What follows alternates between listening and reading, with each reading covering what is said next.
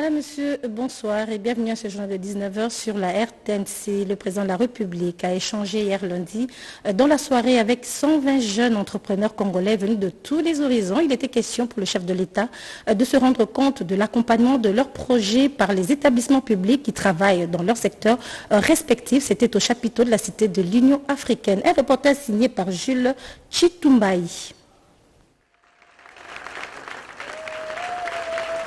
Meet the President est un deuxième rendez-vous entre le président de la République, Félix-Antoine Tshisekedi, et les jeunes entrepreneurs après celui qui a eu lieu au Palais du Peuple le 30 novembre 2022. Par cette rencontre spéciale d'interaction, le chef de l'État a voulu se rendre compte du travail accompli par les établissements publics d'accompagnement à l'entrepreneuriat.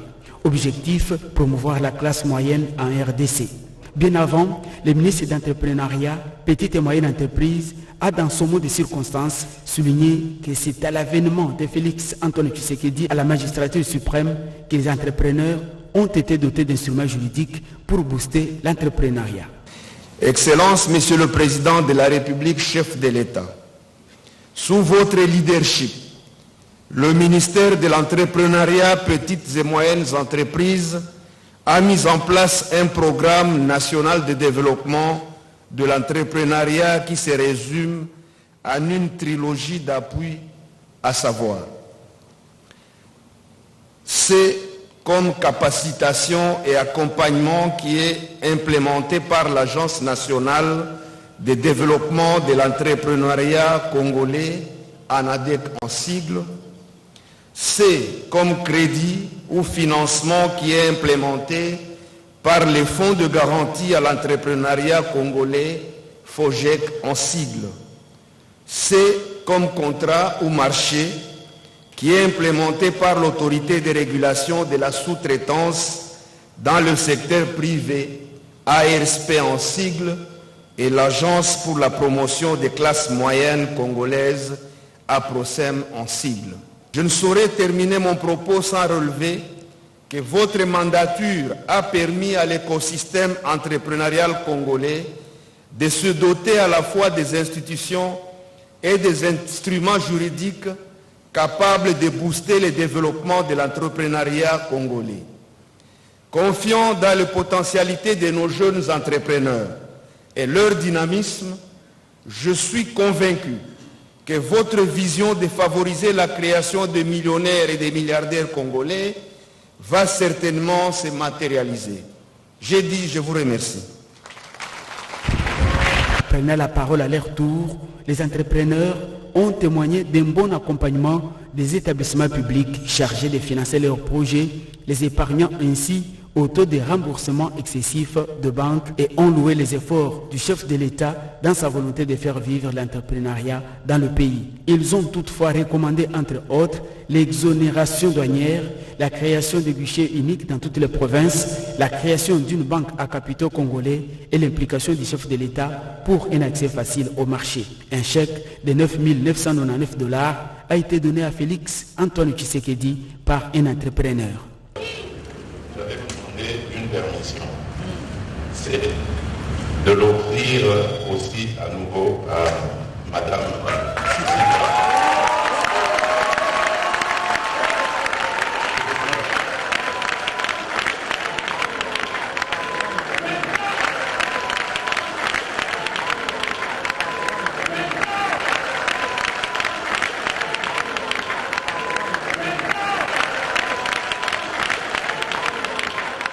Très attentif aux témoignages donnés sur place, le président de la République s'est dit heureux de voir sa vision se concrétiser. Je crois que vraiment aujourd'hui j'ai eu ma dose de bonheur.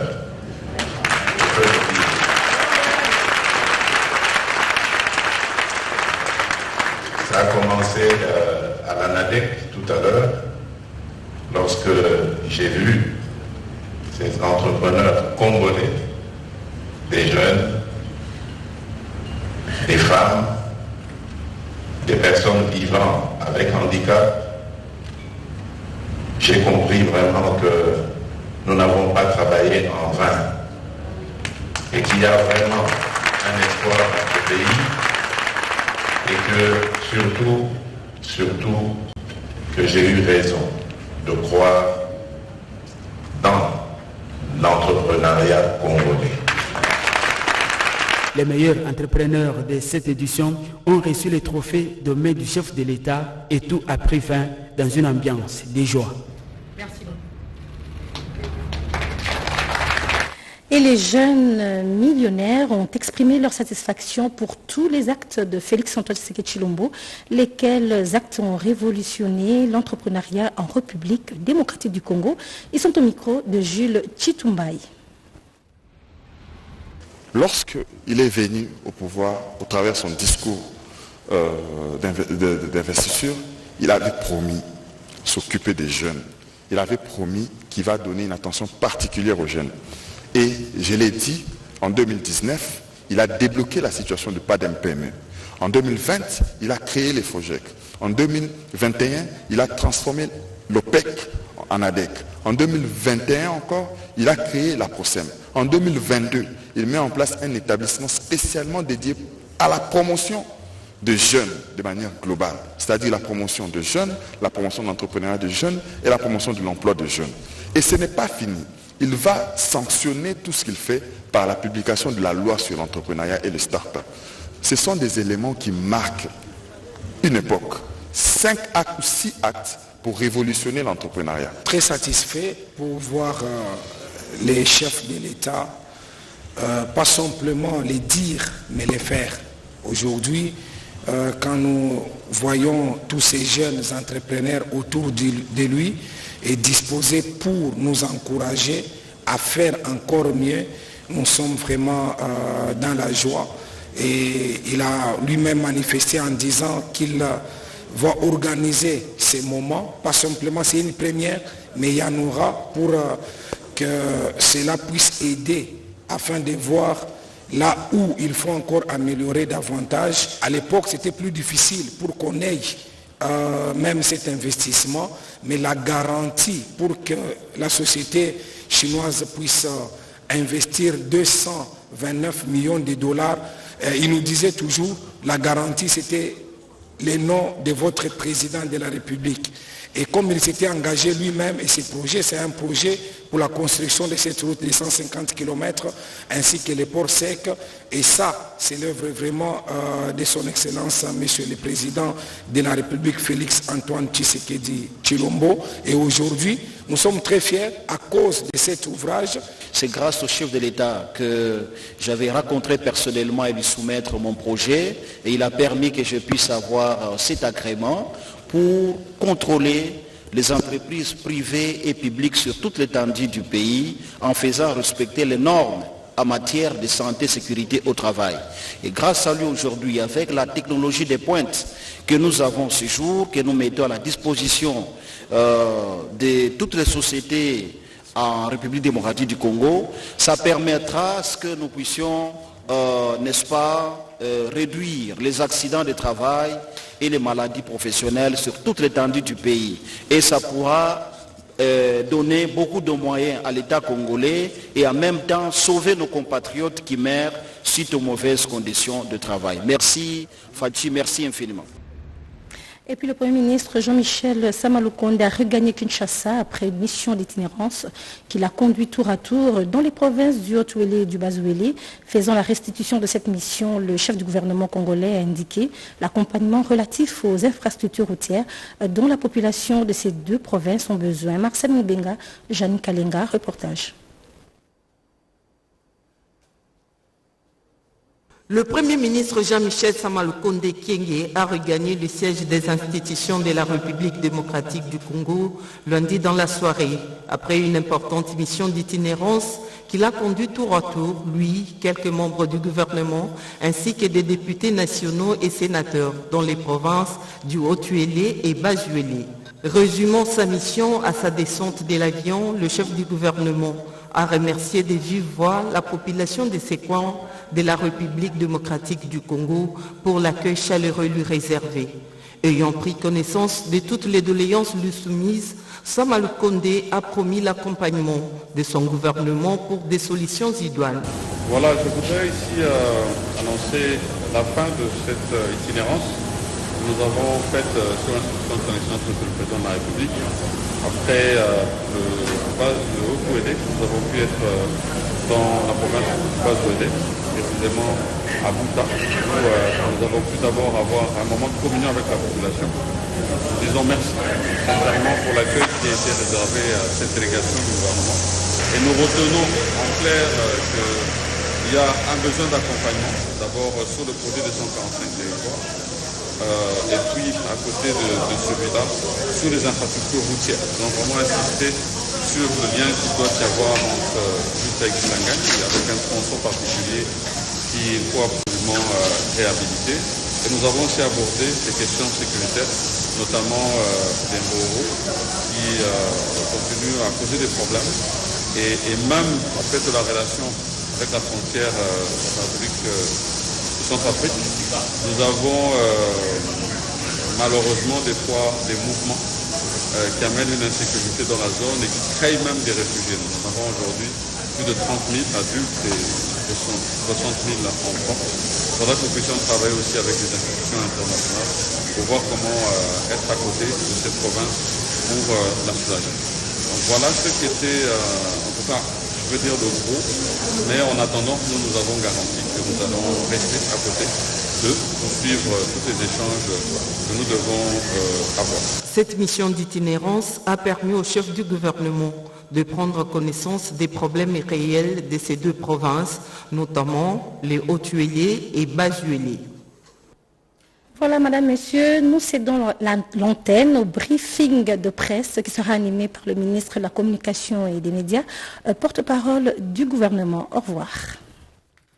Tout de suite, briefing.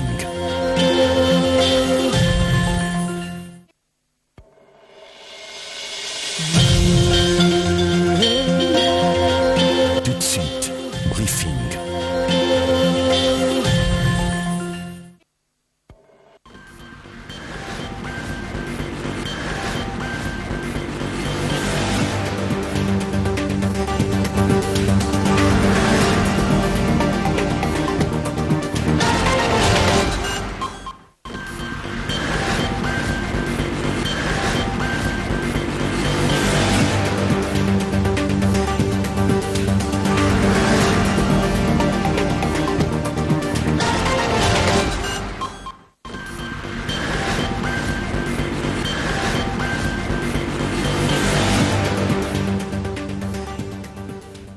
Mesdames et messieurs de la presse, bonsoir. Heureux de vous retrouver, c'est mardi 31 octobre 2023 pour cet exercice de redevabilité en direct de la chaîne nationale dans la série de ceux que nous avions commencé la semaine dernière avec les membres du gouvernement pour faire le focus de ce qui a été fait. Mais bien avant de commencer le briefing de ce soir, pour parler, nous parlerons évidemment, vous pouvez le voir, de l'industrie. Nous voulons revenir sur la signature d'un accord de principe qui vient d'avoir lieu il y a quelques minutes seulement à la Cité de l'Union africaine. Vous savez que le président de la République et les facilitateurs désignés par l'Union africaine dans la médiation pour la crise au Tchad, eh bien aujourd'hui il y a eu autour du président de la République la signature entre le principal opposant tchadien, le docteur Success Masra, et le gouvernement du Tchad représenté par le ministre de la Réconciliation nationale d'un accord qui permettra son retour dans les prochaines heures ou dans les prochains jours à N'Djamena, lui et tous les partisans qui ont quitté le Tchad à la suite des événements d'octobre 2022. Vous saviez que la communauté économique des États de l'Afrique centrale, CEAC, avait donné mandat au président de la République de faire la médiation pour ce pays frère. Et je crois que la signature de cet acte, qui fait suite d'ailleurs à plusieurs autres activités qui ont été menées dans le cadre de sa facilitation, consacre le point d'or qui, nous espérons, permettra au processus de transition à commencer dans ces pays frères d'aboutir dans le prochain jour. Voilà, c'était l'information à la une de ces briefings, mais c'est aussi cette nouvelle triste. Nous avons tous appris la disparition samedi dernier de l'éditeur du journal Forum des As, José Nawej. Nous aurons l'occasion de lui rendre des hommages qu'il mérite dans des prochaines occasions et dans des moments appropriés. Monsieur le ministre de l'Industrie, bonsoir. Oui, bonsoir. Ce n'est pas la première fois que vous participez à cet exercice de redevabilité. Ce soir, dans la droite ligne de ce que nous avons commencé à faire il y a quelques jours avec certains collègues. Nous voulons que vous puissiez nous dire ce qui a été fait au cours de ces dernières années sous votre autorité à la tête du ministère de l'Industrie. Nous savons par exemple qu'il y a des zones économiques spéciales qui sont opérationnelles. On a vu celle de Maluku avec cette grosse usine étalée sur plus de 800 mètres de longueur qui produit des carreaux. Mais nous savons aussi qu'il y avait des stratégies de celles qui devaient être mises en place dans d'autres parties de la République démocratique du Congo. Les efforts que vous faites dans l'industrialisation, notamment au niveau de la province du Kwilu avec des plantations de palmeraie. Et ce soir, nous voulons que vous puissiez nous faire un focus de ce qui a été fait dans votre secteur et nous pourrons, le moment venu, prendre des questions de journalistes pour apporter certains éclairages. C'est évident que vous ne pourrez pas tout dire parce que beaucoup a été fait sous votre direction. On se souvient encore du plan d'industrialisation dont vous aviez parlé ici. Nous aurons peut-être d'autres occasions pendant la campagne électorale, sans doute, de revenir sur ce qui a été fait dans ces secteurs et ce que nous pourrons faire dans les mois qui viennent grâce évidemment à la vision du président de la République. Monsieur le ministre, vous avez la parole. Merci beaucoup, chers collègues. Je voudrais commencer par m'associer à la douleur de toute la presse, la corporation de journalistes pour avoir perdu ce grand homme que je connais si bien, José Nawej, que j'ai fréquenté, qui était d'une lucidité extraordinaire. Je voudrais donc commencer par là et transmettre toutes mes condoléances à la corporation et à tous les journalistes pour avoir perdu ce grand homme. Alors, vous posez une question importante de savoir qu'est-ce qui a été fait. Est-ce qu'il est possible dans quelques minutes de pouvoir répondre à une telle question? Je vais y aller par quelques étapes. Lorsque nous sommes nommés le 26 août 2019 à la tête de ce ministère, nous avons eu l'occasion de suivre le premier discours du président de la République, c'était le 13 décembre 2019. J'ai retenu la date parce que c'est la date de mon anniversaire. Ah, d'accord. Et c'était le premier discours du chef de l'État sur l'état de la nation. Et si vous lisez ce discours, il nous a donné effectivement du travail, en commençant par subdiviser la République démocratique du Congo en 6 zones industrielles. C'est son premier discours pour dire la RDC est tellement grande que pour l'industrialiser, il faut qu'on la subdivise pour donner une orientation industrielle à chaque espace. Et il l'a fait en 6 zones. La première zone, c'est la zone de Kinshasa, qui prend la province de Kinshasa, la province du Congo central, la province du Kwango, du Kwilu et de Maïndombe. La deuxième zone, la cartographie est visible sur les écrans. La deuxième zone, c'est la zone industrielle de l'ex-Katanga, qui prend les Hauts-Katanga, qui prend les Tanganyika, les Hauts-Lomami et bien entendu les Lualaba. La troisième zone industrielle, c'est l'espace Kasaï, qui prend effectivement la province du Kasaï, Kasaï central, Kasaï oriental, Lomami, Sankuru. La quatrième zone, c'est l'espace Kivu, qui prend les Maniema, le sud Kivu, le nord Kivu. La cinquième zone industrielle, c'est l'espace ex-oriental, qui prend la Chopo, les Bazouélé, les Haut-Ouélé et l'Ituri. Et la sixième zone industrielle, c'est effectivement l'espace Équateur, qui prend la province de l'Équateur, la province de la Chuapa, la province du Nord-Ubangi, du Sud-Ubangi. Donc voilà globalement comment le chef de l'État a subdivisé la République. Et aussitôt que nous avons suivi ces discours, nous nous sommes mis au travail en 2020 en interrogeant d'abord l'histoire pour savoir, mais il est vrai que ce ministère a existé, mais est-ce qu'il y a-t-il une boussole qui guide la manière dont on doit piloter l'industrialisation du pays? Lorsque nous avons interrogé l'histoire, on s'est rendu compte, monsieur le ministre, que le pays n'avait pas de politique industrielle. Parce qu'en fait, on ne peut pas diriger un secteur sans qu'il y ait une politique qui constitue en fait la boussole à suivre, les axes fondamentaux, les instruments de travail. Et nous nous sommes mis au travail. Donc le premier élément, là j'entre dans les fondamentaux du ministère, c'est de doter le pays pour la première fois de sa politique industrielle. Et je vois le directeur du Bureau national d'études et de planification industrielle dans la salle, qui a été au pilotage de cette politique industrielle. Mais cela n'a pas suffi, parce que la politique a défini les axes, notamment 3 grands axes, la gouvernance administrative du ministère. Le deuxième axe, c'est comment faire de la RDC un pôle économique important. Et le troisième axe, c'était effectivement comment attirer des investissements vers la République démocratique du Congo. Ça, c'était un instrument qui a été élaboré. Mais le deuxième manqué, c'est celui de la mise en œuvre. On a une politique, mais il faut qu'on la mette en œuvre. C'est comme ça qu'on a élaboré en 2021 le plan directeur d'industrialisation, qui est un instrument de mise en œuvre de la politique industrielle et qui a 6 composantes principales, parce que nous nous sommes dit, ce pays ici, tellement qu'il est grand, il est déjà subdivisé, il faut qu'il y ait un plan maintenant de mise en œuvre de cette politique. Alors, nous lui avons doté de 6 composantes principales. Pour industrialiser ce pays, c'est 1, il faut que nous ayons des infrastructures routières, parce que pour assurer l'interconnexion de l'ensemble des 26 provinces, nous avons recensé l'ensemble des routes prioritaires qu'il faut construire. Et nous leur avons donné même un coût. Donc l'étude, le plan a sorti les composantes et le coût. Lorsque vous voyez, je ne sais pas si on va nous décliner les tableaux, toutes les infrastructures routières qu'il faut construire en RDC équivalent à peu près 21 milliards de dollars. Ça, c'est la première composante. Deuxième composante, infrastructure énergétique. Parce qu'on ne peut pas industrialiser le pays sans énergie.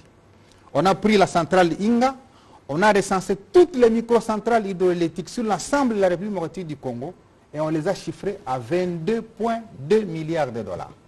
On s'est dit, troisième composante, les routes, l'électricité ne suffisent pas. Il faut les chemins de fer.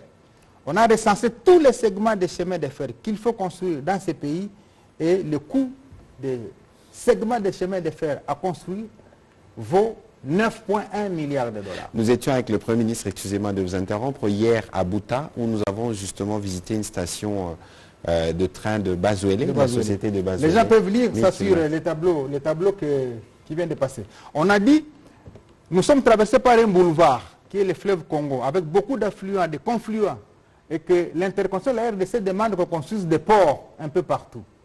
On a recensé tous les ports qu'il faut construire sur l'ensemble de la République, dont le coût est estimé à 2,5 milliards de dollars.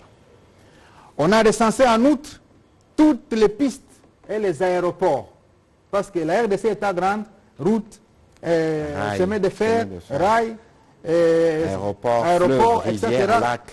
On les a recensés et tout cela nous a coûté autour de 1,1 milliard. Et la 6e composante, c'était les zones économiques spéciales. Pour dire, eh bien, on a les espaces, on a les potentiels, mais comment on les rend beaucoup plus viables pour que les populations se retrouvent dans les richesses que nous avons sur l'ensemble du territoire national. On a essayé un peu de voir quels sont les potentiels qu'il y a dans chaque espace et quel type de zone économique on peut développer dans ces espaces-là. Et c'est comme ça qu'on a évalué les coûts. Vous avez suivi, le président de la République nous a rappelé, je crois, à une des réunions du Conseil des ministres, le coût de la mise en place des zones économiques spéciales est de 1,9 milliard de dollars. Alors, le total du plan directeur d'industrialisation coûte 58,4 milliards de dollars. Alors, les gens, lorsqu'on a sorti ces documents, ils commençaient à dire, mais vous êtes en train de rêver, où est-ce qu'on va trouver ces 58,4 milliards de dollars?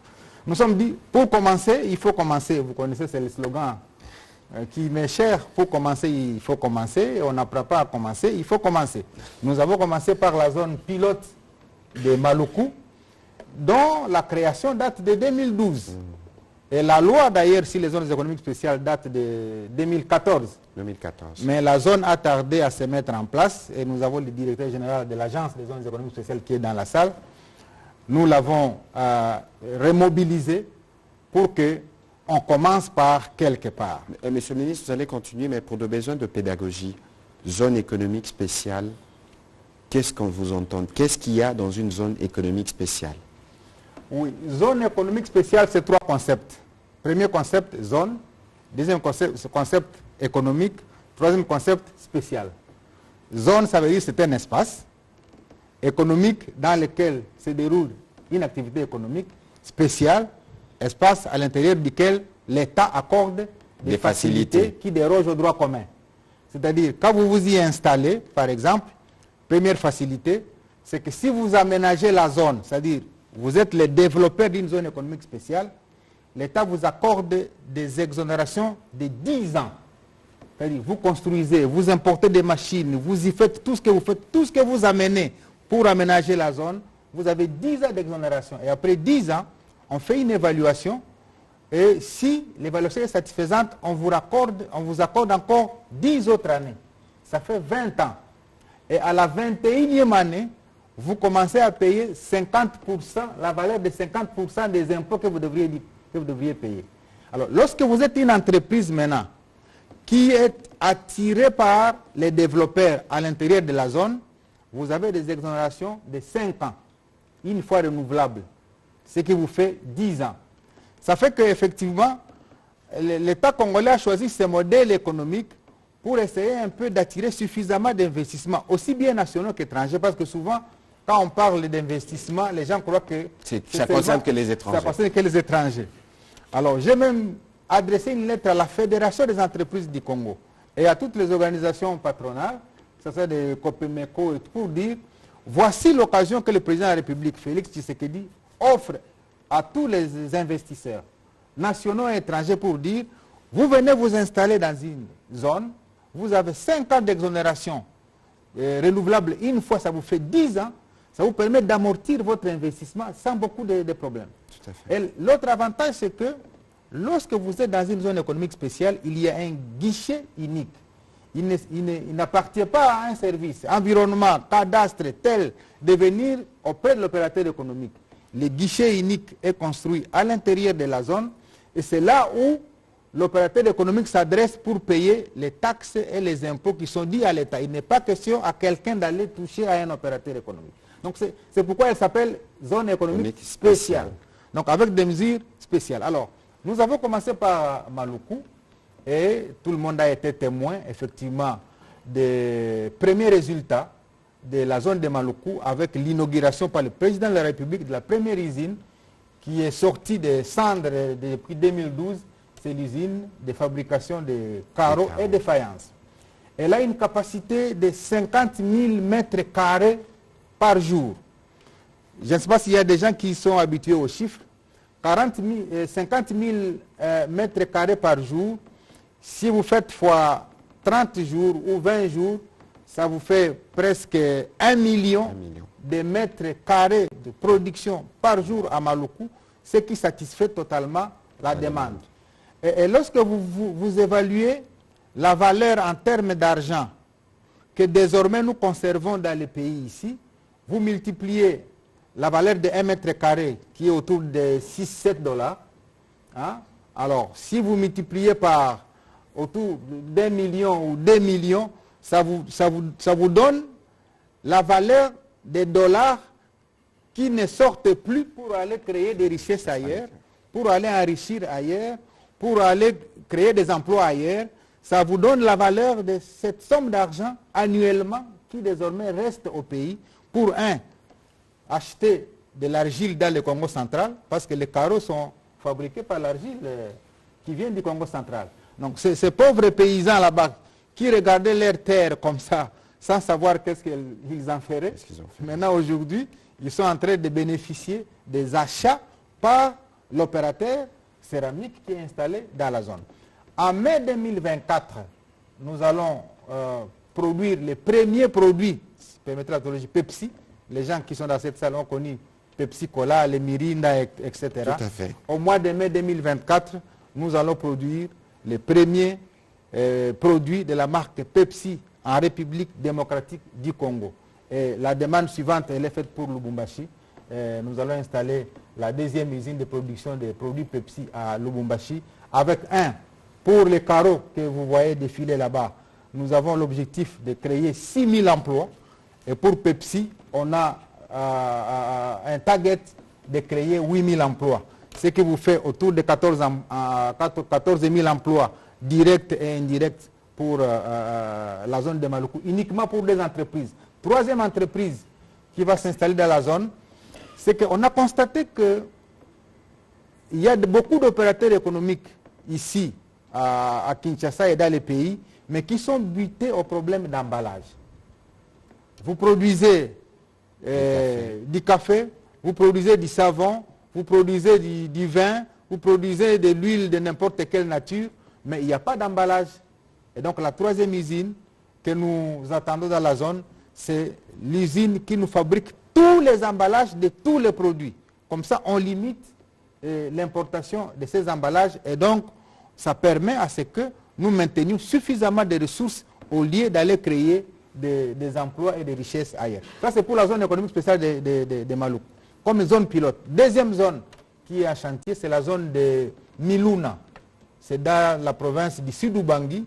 Elle est située à Gwaka, à la lisière de la rivière Mongala, près du port d'Akula. Ceux qui sont de la région peuvent bien se rappeler de quoi je parle. Akula, le village du collègue Molendo. Voilà, cette zone a l'ambition de reprendre toute la production agro-industrielle de cet espace équateur, qui était les joyaux de la République, la transformer sur place et faire de cet espace équateur parmi les producteurs de pneus. Vous savez que j'ai visité Miluna, c'est là où j'ai vu pour la première fois l'EVA. Et moi-même, j'ai sectionné l'arbre de l'EVA et j'ai vu le latex. Mais parce que vous parlez d'EVA, vous savez que la révolution industrielle pour laquelle Léopold D a tué plus de 10 millions de Congolais, c'était essentiellement pour produire les caoutchoucs qui faisaient les pneus. J'arrive. Et c'est le capital qui est ressorti de là qui a créé l'Union minière du Haut-Katanga. Exactement. Et donc, la zone, nous la créons autour de tous ces potentiels-là pour dire, désormais, cet EVA ici, ce cacao ici, ce café qu'il y a dans l'espace équateur, on les transmet sur place. Et au lieu d'aller, tous nous avons eu des souliers qu'on appelle Goodyear. Hein? Tout ça, on doit désormais les faire en République démocratique du Congo et c'est à l'Équateur. Comme ça, on viabilise la rivière Mongala, parce que nous avons aussi en charge ce qu'on appelle le corridor de développement industriel. De la rivière Mongala, on se jette dans le fleuve. Et du fleuve, on vient soit à Kinshasa, soit on remonte sur Kisangani, et ça devient un point de jonction. Et cette zone de Miluna permet d'ouvrir un autre corridor qui va du port d'Akula jusqu'à Zongo, et de Zongo, on construit un pont pour se jeter sur Bangui, et ça ouvre vers le corridor de l'Ouest pour que nos produits aillent vers le Cameroun et toute l'Afrique de l'Ouest. Donc ça, c'est l'ambition de cette zone. Troisième zone, c'est la zone de Kisushi, au Katanga, de 4000 hectares. Elle est déjà opérationnelle. Et cette zone a l'ambition d'accueillir effectivement les premières unités de transformation de nos minéraux, parce que déjà dans le Katanga, nous avons commencé la transformation du cuivre en fil électrique. Je crois qu'on peut balancer les images. Grâce à l'appui du Fonds de promotion de l'industrie, nous avons commencé à transformer le cuivre localement en câble électrique. J'ai été en Chine pour voir où est-ce que notre cuivre s'est rendu pour être transformé en câble et nous revenir ici. Maintenant, on a dit non, on met fin à ça. On transforme notre cuivre, on produit les câbles électriques. Nous avons 4200 différents types de câbles électriques qu'on produit à Lubumbashi. Pour 1 million de kilomètres de câbles le mois. Ça vous fait 12 millions de kilomètres de câbles à même d'être produits. Et nous avons déjà les commandes de la Tanzanie, de la Zambie, du Kenya, de tous les pays de l'Afrique de l'Est en matière de câbles. Est-ce que ça répond d'abord à nos besoins en termes de câbles? Parce que lorsqu'on parle de câbles, les gens pensent courant. Oui, d'abord, la production intérieure des câbles électriques répond déjà à la demande interne de la SNEL. C'est pourquoi nous avons demandé que les surplus soient vendus à l'extérieur. Et je vais vous faire rire, c'est que lorsqu'on finit par... voilà, les câbles sont en train de passer là-bas. Lorsqu'on finit par produire les câbles, on demande d'exporter nos câbles. Eh bien, il s'est avéré qu'au niveau de la douane, il n'y avait pas de code d'exportation des câbles. Il y avait seulement le code d'importation. C'est-à-dire le pays a été fait pour n'importer que les câbles. Et n'est jamais en export. Et pourtant, nous sommes producteurs. Alors, j'ai été obligé d'appeler le ministre des Finances pour qu'il invente un code pour permettre à nos produits made in Congo de quitter la RDC et d'être exportés. Ça, c'est la fierté, en fait, de la politique que le président de la République, son excellence Félix Antoine Tshisekedi, a insufflé. Là, je suis dans le Katanga. Maintenant, nous sommes sur Lualaba, où nous avons fini... Alors, vous étiez dans le Haut-Katanga? Oui, on était dans le Haut-Katanga. Okay. Maintenant, nous sommes sur le Lualaba, où on développe une zone économique qui va se charger maintenant de la production des batteries électriques. Vous savez, c'est le projet qui est encore une fois cher au président de la République. Il a appelé la RDC Pays Solutions, mais Pays Solutions sur deux volets. Un, les volets forêt, parce que nous absorbons la quantité importante du CO2 pour nous permettre de libérer l'oxygène et de lutter contre le réchauffement climatique. Deuxième solution, nous détenons les minéraux stratégiques. 1, le cobalt, 2, le lithium, 3, le nickel, 4, les manganèses. Tout le monde connaît ce qu'on appelle Kisenge manganèse. Maintenant, ce sont ces ressources-là qui aujourd'hui deviennent des ressources rares. Nous avons signé une convention, un accord de collaboration avec la Zambie qui a rejoint le président de la République. 2, les États-Unis nous ont rejoints le 13 décembre, encore une fois, ma date fétiche, si on peut l'appeler ainsi, le 13 décembre 2022. Ça ne sera pas vendredi 13. Les États-Unis ont signé pour rejoindre la RDC dans la construction de la chaîne de valeur autour des batteries électriques. Je reviens de Bruxelles avec le Premier ministre. L'Union européenne vient de signer aussi pour accompagner la RDC dans la mise en place de cette chaîne de valeur. Donc, Monsieur le ministre, vous avez dit qu'il n'est pas facile de faire le bilan des ministères comme les nôtres, mais sur le plan structurel, nous nous sommes dit, quand les gens voyaient le ministère de l'Industrie, ils voyaient les fonds de promotion de l'industrie. Mais nous nous sommes dit non, on doit construire les fondamentaux de ces ministères. C'est ainsi qu'aujourd'hui, à part les fonds de promotion de l'industrie, maintenant nous avons le Bureau national d'études et de planification industrielle, dont le DG est dans la salle, qui a la mission de mener des enquêtes industrielles pour savoir à telle période nous étions à combien d'entreprises industrielles, à telle autre période on est à combien. Et il mène des études d'orientation pour savoir qu'est-ce que le gouvernement peut mener comme politique pour essayer un peu de relever le niveau industriel d'un coin. 2, nous avons l'Agence des zones économiques spéciales qui est l'organe de régulation de toutes ces zones qui naissent à travers la République. 3, nous avons créé ce qu'on appelle le Conseil congolais des batteries, qui est la structure de gouvernance de cette grande machine de batteries électriques. Je nous informe, nous tous ici, que la valeur du marché des batteries électriques aujourd'hui est estimée à autour de 271 milliards de dollars. Mais l'ambition que le président de la République a, c'est de ramener cette valeur à 7 000 milliards de dollars avec les minéraux congolais. Lorsque j'en parle souvent, les gens disent que c'est presque de la folie. Mais il y a de quoi? Vous êtes des 271 milliards à 7 000 milliards. À 7 000 milliards de dollars. Pourquoi? Parce que la valeur actuelle se mesure par la valeur brute de nos matières. Mais la technologie qu'on va apporter à nos matières, le lithium, le nickel, le cobalt, le manganèse et les autres, selon les différentes phases, va nous faire passer de 500 millions de dollars, de 1,8 million et puis de 7 000 milliards de dollars. Et rappelez-vous que l'Europe a voté une loi qui interdit l'utilisation des véhicules à moteur thermique d'ici 2035. Alors, nous devons capter cette opportunité-là. Pour toute l'Europe n'aura plus de véhicules à diesel, n'aura plus de véhicules à essence en 2035. Alors, qu'est-ce qu'on fait? Alors, comme nous avons le lithium, nous avons le nickel, nous avons le cobalt, nous avons le manganèse, et le Madagascar a le nickel, le Gabon a le manganèse, la Tanzanie a le graphite, on crée une chaîne de valeur dont le pilote s'appelle Félix Antoine Tshisekedi. Il fédère tous les présidents africains autour de ce projet et on capte les marchés européens, on capte les marchés américains, on capte les marchés chinois et on devient le leader mondial. Absolument.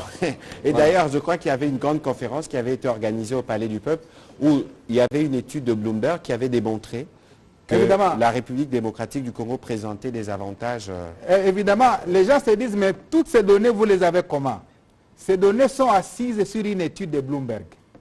Bloomberg mène une étude comparative pour voir si on installe une unité industrielle de traitement de 10 000 tonnes de minéraux qui entre dans la fabrication des batteries électriques, où est-ce que cette unité coûte moins cher qu'ailleurs? L'étude de Bloomberg, ce n'est pas nous qui l'avons commandée, ça a été commandé au niveau international. Cette étude a démontré que l'unité de traitement de ces minéraux qui entre dans la transition énergétique coûte 117 millions si elle est installée aux États-Unis. Cette unité coûte 112 millions si elle est installée en Chine. Cette unité coûte 65 millions si elle est installée en Pologne. Et cette unité coûte seulement 39 millions de dollars si elle est installée en République démocratique du Congo.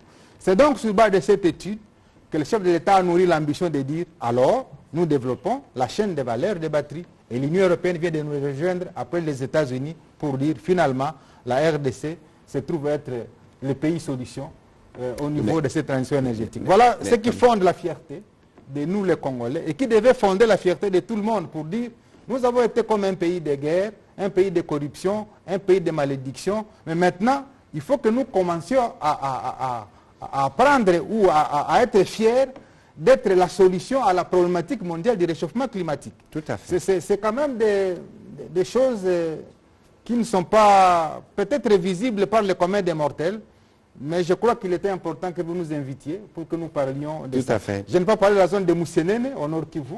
Et là, en 2 minutes, parce qu'il faudrait donner la possibilité aux journalistes de poser des questions. La zone économique de Moussénéné va entrer dans le grand projet de transformation du piment. Moussénéné, c'est dans le Nord Kivu. C'est dans le Nord Kivu. Et le piment est très recherché dans l'industrie des gaz lacrymogènes. Vous savez que beaucoup de gens ne savent pas que le piment, il est utilisé dans l'industrie des gaz lacrymogènes. Le piment est utilisé dans l'industrie des câbleries, des câbles. C'est-à-dire, lorsque on fabrique les câbles, on doit enduire les câbles d'une matière pimentée pour empêcher que les rats et les souris ne puissent, en fait, croquer, si vous permettez, les câbles enfouis à l'intérieur du sol. C'est ça l'avantage du piment. Alors, nous avons été en Chine, nous avons une demande de 50 000 tonnes de piment. Nous, la RDC. Et voilà pourquoi nous nous sommes focalisés en créant spécialement une zone économique spéciale à Moussénéné pour que tous les piments qui vont être générés dans cet espace-là soient transformés dans cette zone et pour que nous puissions capter ces marchés chinois. Et ça, c'est une seule entreprise qui nous a demandé 50 000 tonnes. Et il y en a autant. D'ailleurs, il y a une mission qui va se rendre en Chine dans les jours qui suivent pour aller signer des contrats et des bons de commande. Monsieur, une petite question, parce que dans cette zone-là, c'est plus les cacao, le café. Pourquoi le choix du piment et Moussénéné? Oui, d'abord, je parle de ce choix du piment parce que beaucoup de gens pensent que le piment sert à agrémenter ou à donner du goût à la nourriture. Je voulais donner une dimension, peut-être que beaucoup de gens ne connaissent pas, mais la zone aussi sera dédiée au traitement du cacao et du café, parce que comme vous le savez déjà à Goma, il y a un opérateur qui produit le chocolat. Hein, beaucoup de gens pensaient que le chocolat doit nous être fabriqué de l'Europe. Ça s'appelle chocolat Loa. Il est fait par Papa Kalinda. Je crois que s'il est à Goma, il est en train de me suivre. Et donc nous voulons amplifier ce genre d'unité de transformation pour que le cacao soit transformé d'abord en poudre, ensuite en chocolat, et permettre que nous commencions à consommer les chocolats congolais et que nous exportions ce chocolat-là à travers le monde. J'espère qu'il y aura le code qui permettra d'exporter les chocolats. Voilà brièvement donc ce que je peux dire en introduction, en attendant peut-être que je me soumette à l'exercice des chevaliers de la plume. Merci beaucoup, monsieur le ministre. Merci beaucoup, monsieur le ministre. Évidemment, il y a beaucoup à dire dans les secteurs industriels, mais comme on peut voir que toute la fondation a été posée, comme on a coutume de le dire, il existe un plan d'industrialisation, il existe de coûts chiffrés par rapport à nos besoins en termes de connexion du pays, des routes, des ponts et d'autres infrastructures, notamment énergétiques, mais il y a déjà des réponses locales qui sont données, notamment pour ce qui concerne les usines des câbles et bien d'autres qui ont été présentées tout à l'heure, mais qui laisseront, parce que nous souhaiterons continuer ce travail justement de vulgarisation de ce qui a été fait dans les prochains jours sous d'autres formes. On va commencer cette série de questions avec M. Patrick Lacoué.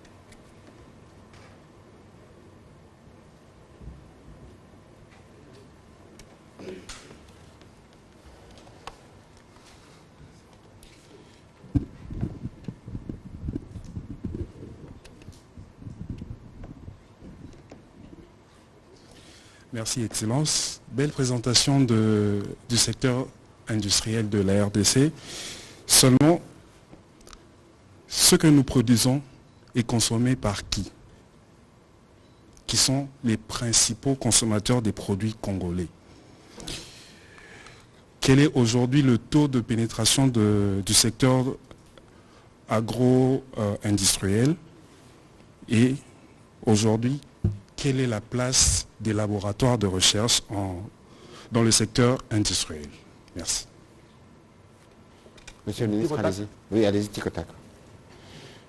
Bon, je ne sais pas si nous ne consommons pas ce que nous produisons.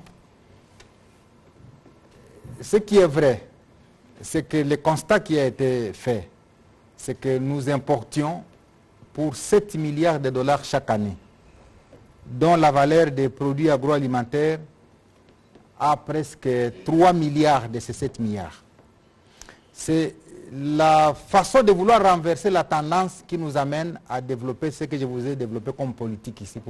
C'est impensable qu'on importe pour 3 milliards en produits agroalimentaires alors que nous avons ce que nous chantons toujours, 80 millions d'hectares de terres arables, 40 millions de terres irrigables, ça nous fait 120 millions.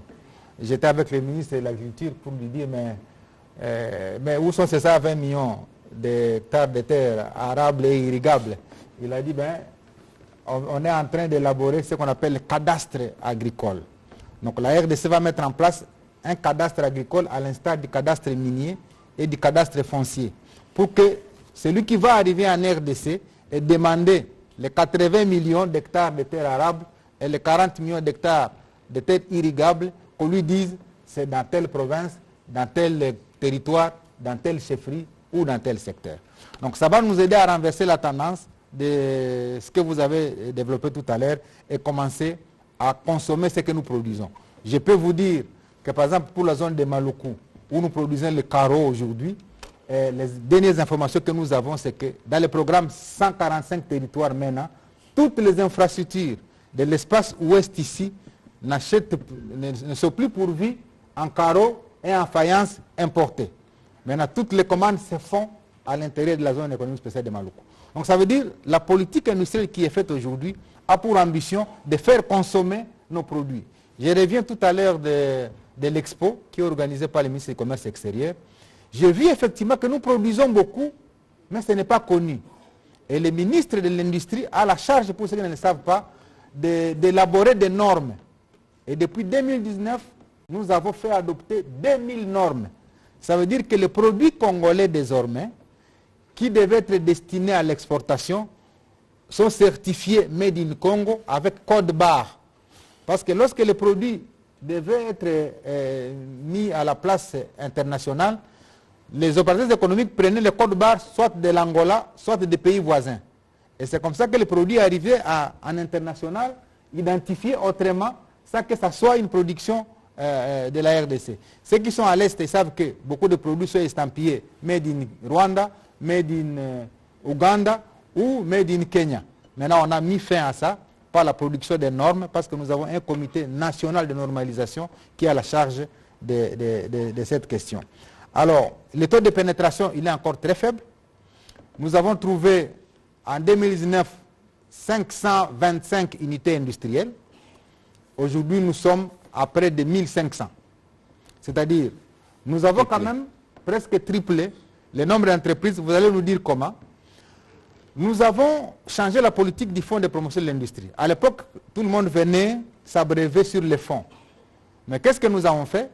Nous avons rabaissé d'abord le taux d'accès au fonds du FPI de 10-12% à 6%.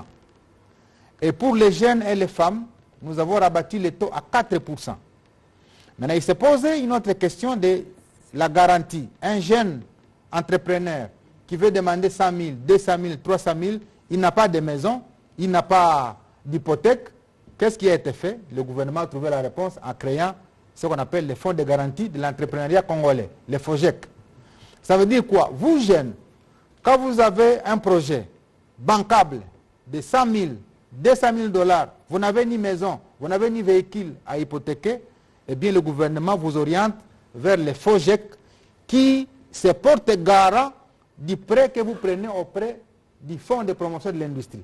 Ça permet aux jeunes, aux femmes, aux gens qui n'ont pas de garantie, effectivement, de pouvoir accéder à ces crédits-là, dont le taux, je vous l'ai dit, est de 4%. C'est nulle part, dans aucune banque maintenant, vous ne pouvez accéder à un crédit à un taux ni de 6%, ni de 4%. Parce que le taux annuel se chiffre dans les banques autour de 12, 18, il y en a même qui sont presque à 20%.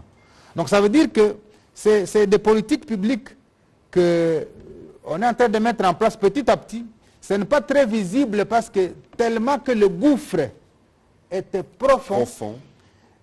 Sortir les pays du gouffre pour les ramener petit à petit vers la surface, ça tarde à être vu à la surface. Peut-être que, comme je l'ai dit toujours, nous étions à 120 mètres. Maintenant, on est peut-être à moins 120. Il reste à moins 10. Et les gens n'ont pas encore perçu qu'on a quand même franchi les 110 autres en quittant la profondeur. Les gens de bonne foi perçoivent. Alors, mais les gens de bonne foi, comme ceux de la presse, peut-être qui me suivent en ce moment, peuvent déjà s'apercevoir de ces efforts qui sont menés par ces gouvernements. Et ce serait bon de partager ce genre d'éléments parce que finalement, les gens pensent que le gouvernement ne fait pratiquement rien, alors qu'il y a des indicateurs objectivement vérifiables à partir desquels on peut se dire, on était quand même à une étape A, on est arrivé à une étape A plus 1, A plus 2, peut-être 2 ans, 3 ans plus tard, on pourra arriver à une étape X ou Y. Je reviens de la Chine encore une fois, je donne l'exemple. Les zones économiques spéciales ont commencé en 1979-1980. Ça fait 40 ans de trajectoire que la Chine a pu faire. C'est aujourd'hui que tout le monde pense que la Chine, c'est l'usine du monde. Mais après avoir fait 40 ans. Mais nous, avec la révolution industrielle, nous pensons que nous n'attendrons pas 40 ans pour que nous puissions atteindre les niveaux et de l'Europe et de la Chine.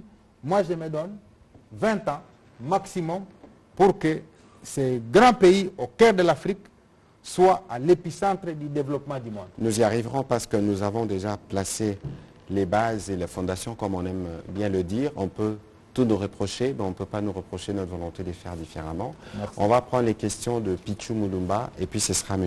Eric Izami.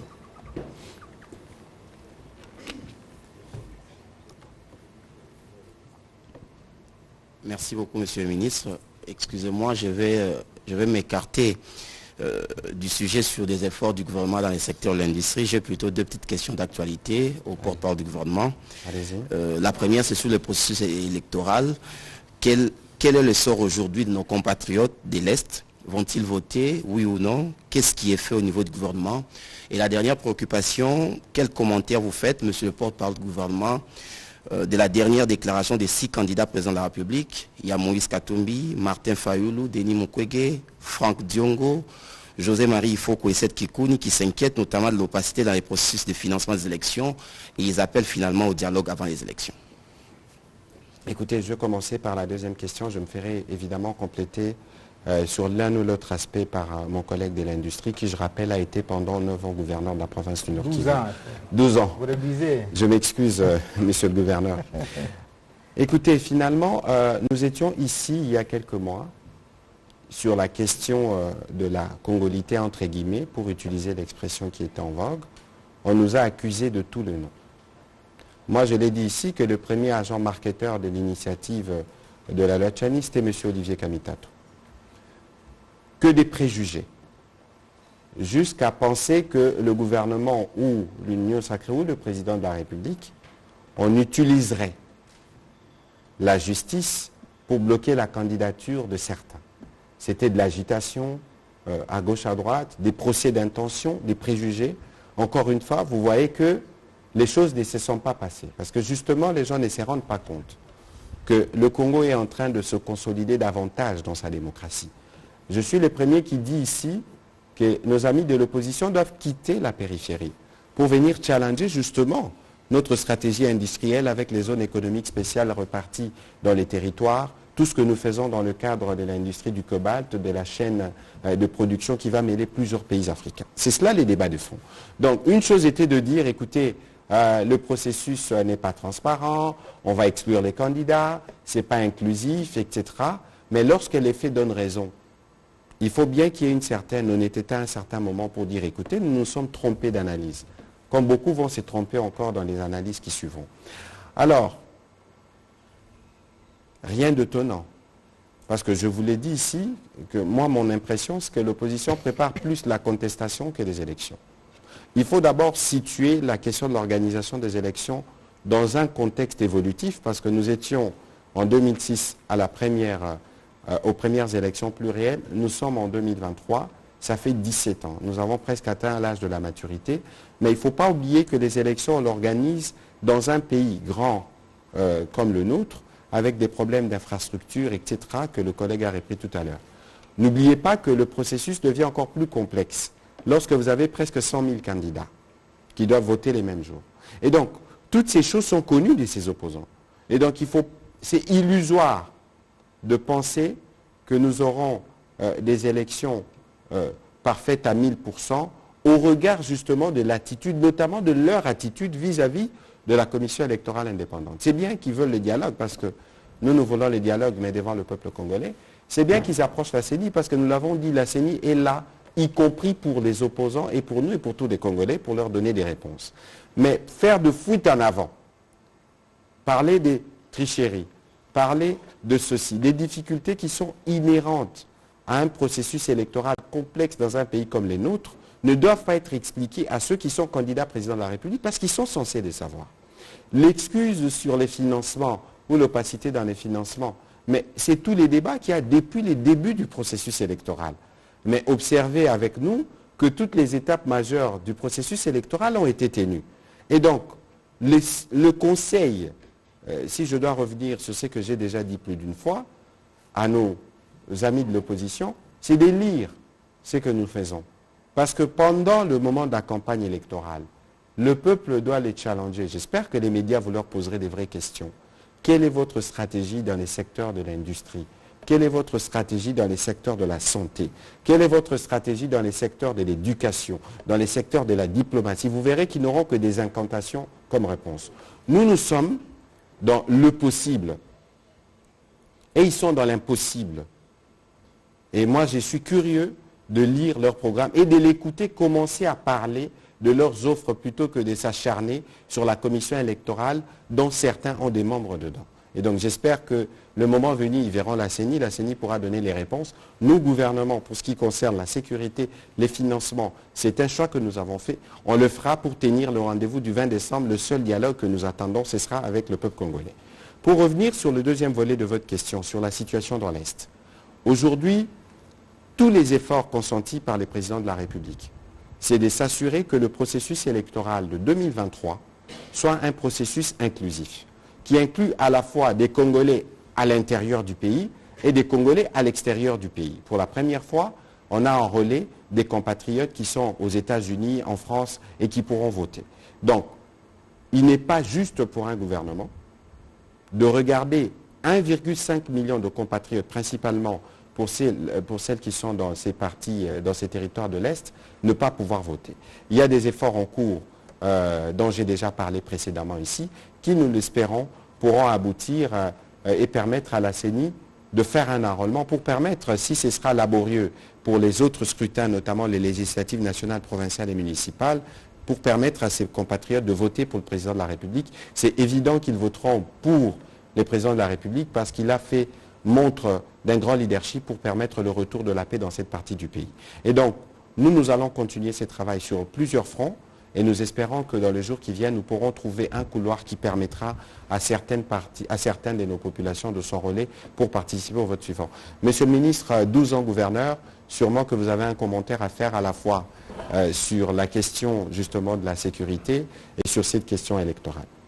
Oui, merci cher collègue. Moi je pense que je vais livrer quand même un constat amer quand j'observe la classe politique congolaise. Moi, ma formation de base, c'est le développement.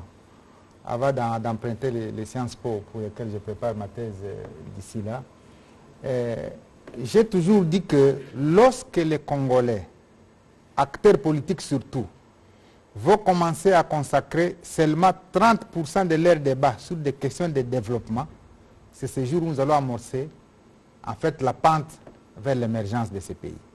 Mon constat, c'est qu'en République démocratique du Congo, on fait le copier-coller aveugle des débats qui se font en France, des débats qui se font en Belgique, des débats qui se font aux États-Unis, alors que ces États sont indépendants depuis 1776 pour les États-Unis, 1889 pour la France, 1789 pour la France.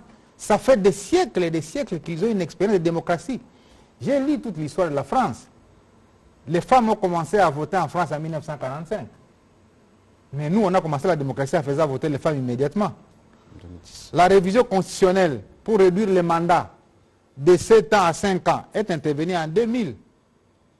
Donc, il faut pas que les gens commencent à venir amener des débats dans la classe politique congolaise sans se ressourcer sur l'histoire des États que nous prenons comme modèle. Donc, moi, je voudrais nous conseiller, nous, acteurs politiques, de plutôt promouvoir des débats comme celui-ci, débats autour duquel vous m'avez invité pour qu'on parle du développement de la République. Comment on industrialise les pays? Quels sont les mécanismes pour qu'on sorte les pays de son isolement? Ce sont là les grandes questions autour desquelles les acteurs politiques devaient savoir. Mais ici, dialogue, je ne sais pas, transition. Pourquoi? Parce que tout simplement, tel voudrait avoir tel ministère, tel autre. Et encore si on les place là-bas, c'est pour quel résultat qu'il va donner? On a vu tous les gouvernements d'union nationale ou de quoi, ça n'a produit aucun résultat, sinon on ne serait pas ici en train de venir développer pour la première fois la mise en place d'un plan d'initialisation ou d'un plan directeur. Si tous ces acteurs-là avaient pour ambition de devoir penser, réfléchir développement, on ne serait pas en train de vouloir commencer 63 ans après l'indépendance. Donc c'est vraiment un conseil que je voudrais donner à nous les acteurs politiques. Deuxième chose, la question de l'Est nous préoccupe tellement. Et je crois que vous avez donné la réponse. Ce n'est pas ici le lieu de commencer à définir les stratégies qui sont mises en place par les secteurs de la défense nationale par rapport à ce qui se passe. Vous savez, c'est un monstre à l'Est qui demande des stratégies aussi monstrueuses pour devoir les déboulonner. Et les stratégies sont en cours évidemment sur 5 fronts: judiciaire, médiatique, économique, diplomatique et militaire. On va prendre des questions en série pour terminer parce que nous avons déjà grignoté le temps du journal. Prince Maïro, Marlon Kacham, et on va terminer par Madame Rachel Kitty. Allez-y, Monsieur Izami. Nous avons tous un poison silencieux parmi nous. Nous les côtoyons sur la rue, dans nos quartiers, dans nos rivières et même dans nos forêts. Il s'agit de sachets. On a parlé de la désachétisation. Et parmi vos efforts fournis, oui, pourquoi est-ce que les entreprises... Oui, désachétisation. Oui, désachétisation. Le ministre a parlé de l'emballage et tout ce qui devrait être fait. Pourquoi est-ce que ces entreprises-là tardent à venir? Parce que ça va nous aider d'un côté à assainir ou à embellir notre cadre de vie. De l'autre, vous connaissez l'axiome du maître Lavoisier. Rien ne se perd, rien ne se crée, mais tout se transforme. Ça, c'est la première question. Deuxième question, nous sommes, c'est vrai, vous n'avez pas tort, le gouvernement, que de dire que nous sommes pays solution. Mais nous le sommes, non pas à ce que nous regardons par nos efforts, c'est par la création. Dieu a voulu que notre pays soit comme ça. Nous sommes le diamant de la création, disait le pape. Mais qu'avons-nous déjà fait, notamment par rapport au fait que le chef de l'État, Félix Antoine Tshisekedi Tshilombo, avait promis à notre population que de faire venir plusieurs labels. Je vois ici Mitsubishi, Toyota, etc., notamment parlant de la production de batteries. Pourquoi? Parce qu'à mon avis, ça pourra peut-être occuper utilement nos jeunes qui sont dans la partie orientale. Vous avez été pendant longtemps gouverneur. Ça va les dissuader à ne pas aller tenir des armes pour tuer comme ça impunément. Alors, on va prendre les questions de presse, Maïro, rapidement. Monsieur le gouverneur, Monsieur le ministre, excusez-moi, nous répondrons par série. Ça me colle toujours à la peau. Hein. J'ai des petites questions. D'abord au ministre de l'Industrie. Vous avez parlé de la zone économique spéciale de Baloko. Je voudrais savoir combien d'emplois ont été créés exactement dans cette zone économique spéciale.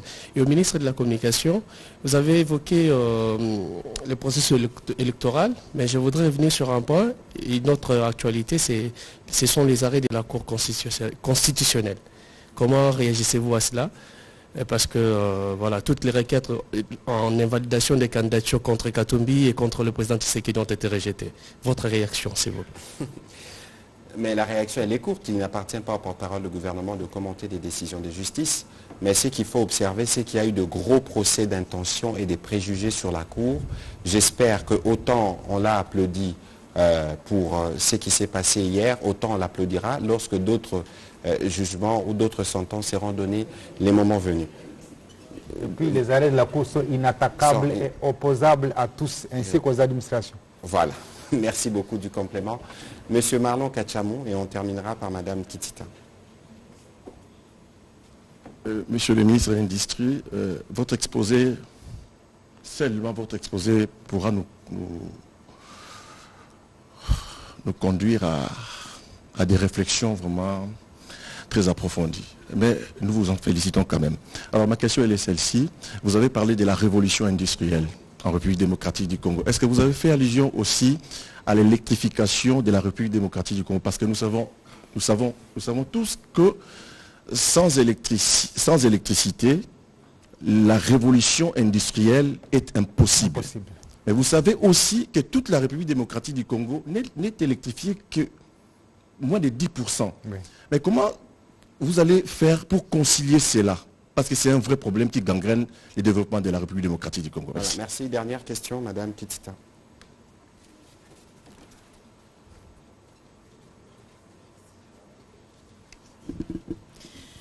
Merci beaucoup, Monsieur le ministre. Deux petites questions. La première au ministre de l'Industrie. Vous avez parlé de la création du Conseil congolais de la batterie. À quand la production de la première batterie en République démocratique du Congo? Une question d'actualité au porte-parole du gouvernement. Aujourd'hui, il y a eu libération à la prison de Ndolo des adeptes de Némoin Dantemi et de Mukungu Bilé, hier accusés de tentative de renverser le pouvoir de Joseph Kabila. Aujourd'hui, avec cette libération, est-ce que pour certains, c'est pour des raisons électoraliste que cette libération a eu lieu, d'autant plus qu'à Kinshasa, on assiste déjà à une grave crise d'insécurité avec les Kuluna qui sèment la terreur dans la capitale. Merci. Bon, écoutez, je ne saurais pas m'étendre sur la question parce que je n'en maîtrise pas tous les aspects. Il va de soi que si c'est des dossiers judiciaires qui ont été ouverts, il faut être au courant et des faits qui ont été reprochés. Ce que je sais, c'est qu'il y a eu un plaidoyer qui a été fait par le ministre des Droits humains, M. Albert Fabrice Poila, au dernier Conseil de ministres, et qui avait déjà rencontré l'assentiment du président de la République depuis plusieurs mois, qui a conduit à cette vague de libération. Il faudra peut-être, le moment venu, poser la question à l'auditeur général. Ici, nous, dans ce que nous faisons, nous ne sommes pas dans des visées électoralistes, parce que ces briefings, nous le faisons depuis 2 ans. On n'avait pas les élections en perspective, parce que nous, le moment électoral constituera un moment de rendez-vous de vérité entre ceux qui sont dans les incantations et ceux qui sont dans la réalité. Et donc, pour nous, les choses sont faites plutôt pour donner des réponses aux préoccupations de Congolais. Réservez cette question-là pour les briefings qui viendra avec le ministre des Droits humains. Il pourra sûrement vous donner plus de détails. Monsieur le ministre? Oui, j'ai noté la question relative au poison silencieux.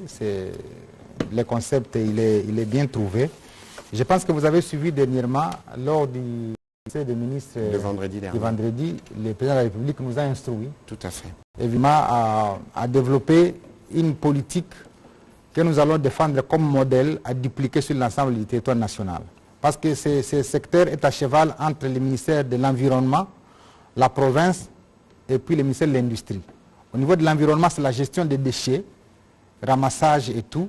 Mais au niveau de notre ministère, nous allons présenter à Conseil des ministres la manière dont nous attendons de transformer tous les déchets pour en faire, soit pour produire de l'électricité, produire du biogaz, produire d'autres choses. Et donc, je ne veux pas anticiper sur... Mais nous avons déjà été avec la ministre de l'Environnement, notamment dans une entreprise ici vers Kingabois qui fait le recyclage. Le président de la République était là. Mais ce n'est pas assez, monsieur le ministre, par rapport à la quantité de sachets ou de déchets. Parce que nous produisons, pour perdre la mémoire collective, Kinshasa produit 10 000 tonnes de déchets par jour. 10 000 tonnes. Et donc, pour devoir gérer les 10 000 tonnes, il faut une capacité très très grande. L'Union européenne, je crois, a essayé un peu de gérer la question et le gouvernement a donné 2 millions de dollars chaque mois, mais ça n'a pas suffi. Il faut une vraie politique de gestion des déchets et de transformation. Je suis en train de recenser tous les acteurs qui sont dans les secteurs, d'abord les acteurs existants, savoir ce qu'ils ont déjà fait à la date d'aujourd'hui, et puis avec eux, maintenant, développer une stratégie de gestion efficace et efficiente de tous ces déchets de la ville de Kinshasa. Je crois que le 10 novembre, c'est ça le délai que le président de la République m'a donné, le 10 novembre, je vais présenter le dossier au Conseil des ministres. Donc je ne voudrais pas révéler toute la stratégie qui est à la discrétion du Conseil des ministres. Et après le Conseil, si vous m'invitez, je pourrais venir dérouler toute la stratégie de gestion des déchets pour soit les transformer en énergie renouvelable, soit en fil d'emballage. J'ai visité une entreprise au Gabon où les déchets sont transformés en fil pour devoir aider à un travail bien fait. Donc tout ça, c'est des stratégies que nous allons devoir démontrer. Alors, vous avez dit également que mais on attend quoi pour venir toutes ces Mitsubishi, Volvo, etc. Non, le développement a un parcours. On ne peut pas se dire qu'aussitôt que nous avons mis en place la stratégie et toutes les entreprises vont arriver. Pour qu'elles arrivent, il y a un certain nombre de critères, elles demandent ceci, elles demandent cela, climat des affaires, est-ce que là-bas c'est bon? Et quand il y a des bruits de bottes à l'est, ils se disent, parce qu'il y en a quand ils sont à l'extérieur, quand on dit qu'il y a un coup de balle à Goma, les gens pensent que même à Kinshasa, on ne peut pas passer une seule nuit sans qu'il y ait un coup de balle. Donc c'est la raison pour laquelle les chefs nous déploient un peu partout à travers le monde dans une sorte de diplomatie économique de notre ministère pour à la fois parler des avancées que nous avons connues dans ces pays, malgré la situation qui se passe à l'Est et pour laquelle il y a toute une stratégie de devoir y trouver des réponses adéquates. Donc, il faut du temps pour que tout cela se mette en place, mais ce que je pense vouloir dire en répondant à la question de Mme Rachel, c'est que la batterie ne sera pas attendue demain. Donc, parce que les Congolais, ils sont là dans l'immédiateté, ils veulent que les batteries soient produites demain. Non. Il y a 3 phases, ou même 4. La première, c'est la fabrication de précurseurs de batteries, c'est-à-dire les matières qui entrent dans la composition des batteries électriques. La deuxième, c'est la fabrication des batteries elles-mêmes. La troisième, c'est la fabrication des véhicules électriques. Et donc, ce sont des étapes qui sont séquencées sur 10 à 15 ans pour nous permettre d'avoir cela. Tous ceux qui ont fait ça, Tesla et les autres, ne l'ont pas fait en une année, en 2 ans. Donc, il faudrait qu'on nous donne le temps de devoir dérouler toute la stratégie et au nom de la continuité des affaires de l'État, ceux qui viendront après nous trouveront déjà tous les fondamentaux déjà construits et ils pourront poursuivre avec ce que nous avons fait. L'important, c'est que nous avons construit la chaîne de valeur autour des minerais stratégiques que je vous ai cités ici. Je viens de Bruxelles, je l'ai rappelé là où j'étais, l'Union européenne met 300 milliards de dollars, je dis bien 300 milliards de dollars, dans les projets structurants et industrialisants en Afrique. Alors, lorsque nous avons signé les MOU à Bruxelles, il a été demandé à chaque pays de pouvoir développer des projets pour absorber ces fonds. Bien évidemment, la RDC a une faible capacité d'absorption des fonds. Voilà pourquoi nous sommes sur des vastes chantiers d'élaboration de projets bancables dans tous les secteurs, parce que j'ai présenté le plan directeur d'industrialisation de 58 milliards. Moi, je leur ai dit, dans vos 300 milliards, moi, j'ai déjà 58 qui sont consommés par le plan directeur. Mais le plan à lui-même, parce qu'il a des idées de projets, ne suffit pas. Il faut qu'on transforme ces idées de projets qui sont dans le plan en des véritables projets qui sont précédés par des études d'abord de préfaisabilité, ensuite des études de faisabilité pour nous permettre de capter ces fonds. Donc voilà tout le travail que nous sommes en train de faire pour nous permettre de ne pas rater les 300 milliards de l'Union européenne, mais également les 200 milliards des États-Unis, parce qu'en tout, ça nous fait entre 500 et 600 milliards que les États-Unis et l'Union européenne mettent à la disposition des projets dans la transition énergétique, dans les infrastructures énergétiques et énergies renouvelables pour permettre à ce que l'Afrique cesse d'être ce continent de la famine, continent de malédiction, continent de corruption. Mais désormais, avec la crise en Ukraine, eh bien, l'Europe a compris que le partenaire de demain, qui est le plus crédible parce qu'il a les ressources naturelles, c'est bien l'Afrique. Et il nous appartient à nous, à travers nos différents ministères, de pouvoir monter ces projets-là pour nous permettre de capter ces fonds qui sont mis à la disposition et pour lesquels, en face du Premier ministre, nous avons signé les Memorandum of Understanding. Les autres questions rapidement, M. le ministre. Alors, la révolution industrielle, bien évidemment, je viens d'aborder la question, ces fonds-là vont nous permettre d'élever, évidemment, de pouvoir élaborer des projets pour les capter. Inga, pour moi, nous fait jaser inutilement. Parce que c'est 40 000 mégawatts, tandis que le potentiel restant sur l'ensemble du territoire, c'est 60 000 mégawatts. Ça veut dire que nous avons un potentiel plus important que Inga, en dehors de Inga. Mais tous nous semblons nous focaliser sur Inga et ça nous empêche de réfléchir parce que c'est la dernière étude que j'ai lue, c'est 13,9 milliards de dollars pour développer Inga. Or, avoir 13,9 milliards de dollars aujourd'hui, ce n'est pas facile. Par contre, comme on a déjà libéralisé l'électricité sur l'ensemble du territoire national, il est possible de construire des microcentrales à travers le pays. J'en ai l'expérience comme gouverneur. J'ai piloté 2 projets.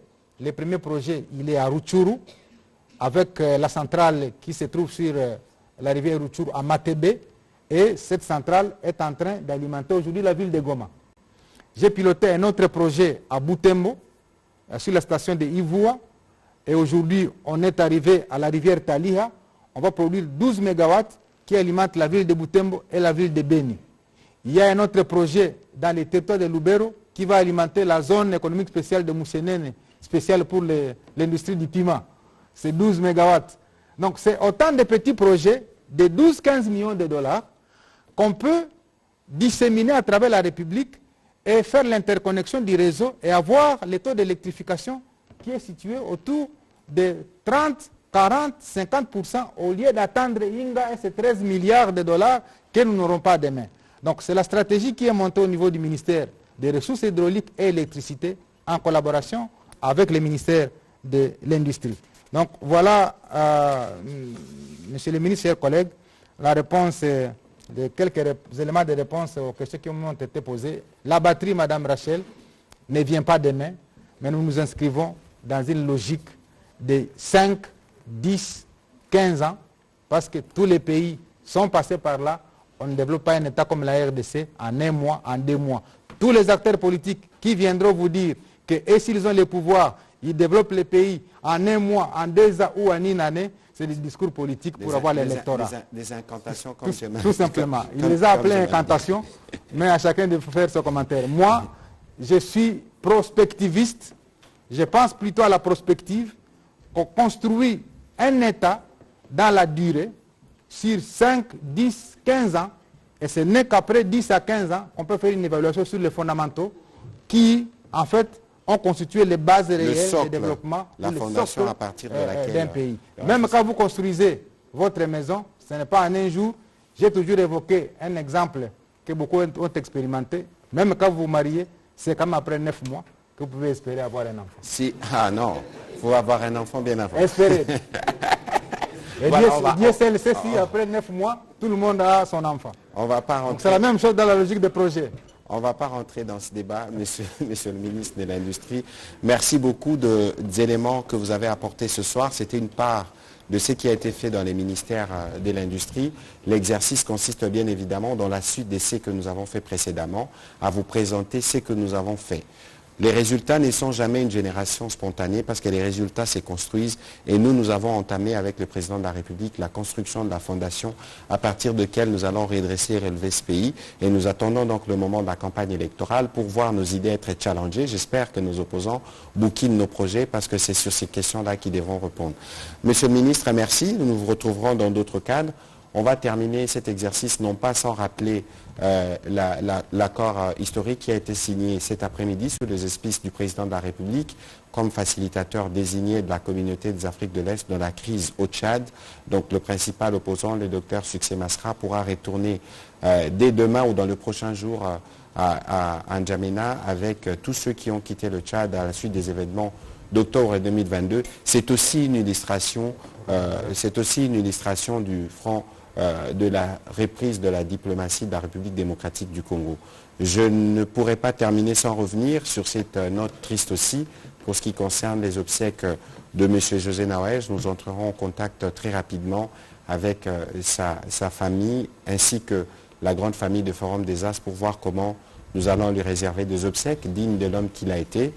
Pour le moment, nous disons donc à Didier Kebongo et à tous les confrères de Forum des As toute notre solidarité. Nous aurons l'occasion de le dire en face encore à sa famille. Merci, monsieur le ministre, et bonne soirée chez vous. Merci.